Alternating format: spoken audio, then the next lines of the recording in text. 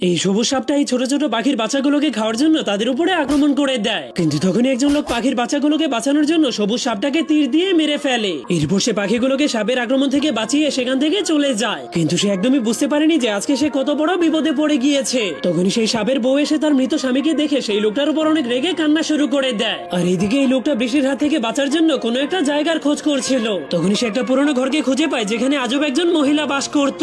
যা দেখে লোকটা ভয় পেয়ে গেলেও কোনো উপায় না পেয়ে সেই মহিলার ঘরে আশ্রয় নেওয়ার জন্য চলে যায়। কিন্তু সেই মহিলার শরীরের ছায়াতে তার আসল রূপ খুব ভালো মতোই দেখা যাচ্ছিল।